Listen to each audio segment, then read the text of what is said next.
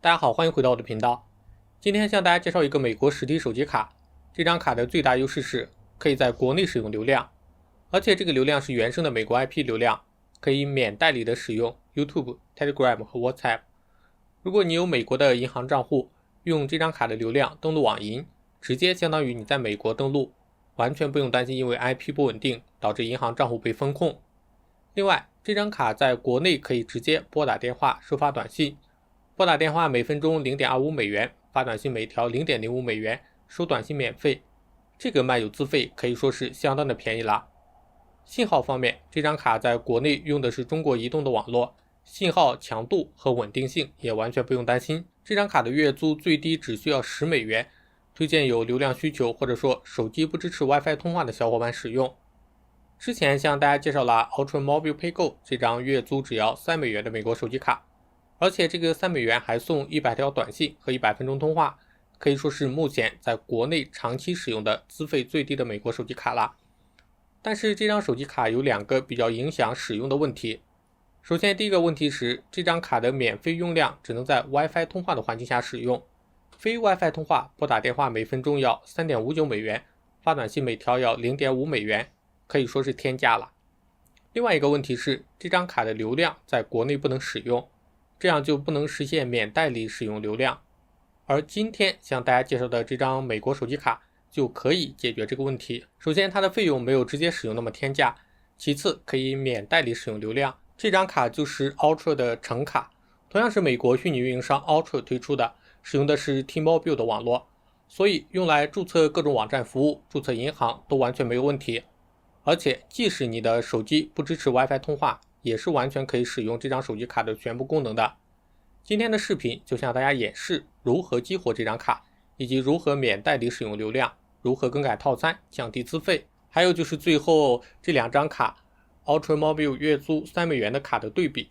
如果大家想要购买 Ultra 的橙卡，或者说配购的卡，都可以通过视频下面的联系方式找我咨询。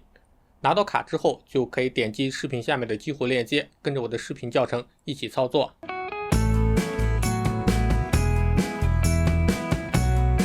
我们点击视频下面的激活链接，就会跳转到激活的页面，页面默认是英文的，我们可以点击右上角切换成中文。我们选择右边的橙色 SIM 卡，在下面输入卡背面的激活码，点击开始激活。这步跳过，输入邮编，随便输一个美国邮编就可以了。大家可以和我输的一样。激活卡片有2种方式，首先第一种，转移旧号码，选择转移传输一个现有的手机号码，在这个页面输入转移信息，具体的信息要咨询旧的运营商。如果你是 Google Voice 号码，可以参考我之前的视频教程。填写完成之后，点击转移传输手机号码，点击同意，然后继续激活。这个页面我们可以直接跳过，然后这个页面的登录信息设置好，点击提交信息，接下来系统就会提示正在激活，我们刷新下页面就可以看到已经激活成功了。另一种激活方式是激活新号码。如果我们在网页上点击激活新号码，系统会提示我们要发送短信，但是这张卡没有激活，把卡插到手机上之后，在国内是没有信号的，所以无法通过发短信的方式来激活新号码。这个时候我们可以通过拨打卡片背面的客服电话，提供自己想要号码的区域邮编，让客服手动帮我们获得一个新号码。激活成功之后，我们就可以正常使用了。月租3美元的配购卡是无法通过拨打客服电话的方式来激活新号码的，但是这张橙卡却是可以的。下面和大家演示一下这张手机卡免代理访问境外网站。首先我们需要到设置里面点击蜂窝网络，点击蜂窝数据选项，打开数据漫游。我们首先打开推特刷新一下，可以看到有新的内容出现，加载的速度还是比较快的。接下来我们打开 YouTube， 可以看到也是可以正常播放的。但是也就是这短短的1分钟时间，我的5美元已经花光了。通过漫游来使用流量，资费还是比较贵的，1兆流量 0.2 美元，也就是说1个 G 的流量需要200美元。这个资费用来刷视频，一天下来一套房子也没有了。因为这个流量是原生的美国 IP 流量，所以比较推荐用这个流量去注册一些对 IP 比较敏感的服务，或者说用来登录美国银行的网银，都是非常不错的做法。至于刷视频买个代理，我觉得更香。这张卡激活后，卡里面会有39美元，另外还有5美元的国际漫游额度，5美元的国际通话额度，但是下一个月就不会再赠送任何的额度了。所以总的来说，这张卡默认套餐是39美元一个月，没有包任何的短信或者通话时长，资费非常的不划算。建议我们在激活这张卡之后，首先要做的就是修改套餐。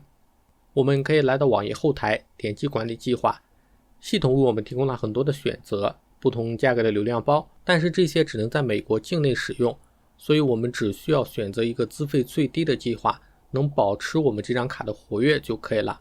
比如最便宜的套餐12个月价格是120美元，一个月10美元。需要注意的是，这个月租只能是保持我们卡状态正常，要想在中国漫游使用，还需要充值漫游包。我们就点击 Up Room 来到这个页面来充值国际漫游额度。我们在非美国地区使用流量、打电话、发短信都会扣漫游包里的钱。比较良心的一点是，漫游包充值的额度不会过期。其实这张卡最大的优点就是可以在国内使用流量。如果非要再给它加一个优点，那就是它的漫游资费比较低。漫游期间拨打电话每分钟 0.25 美元，发短信每条 0.05 美元，收短信免费，比较适合自己手机不支持 WiFi 通话的小伙伴。比如绝大部分的国产安卓手机都是不支持 WiFi 通话的。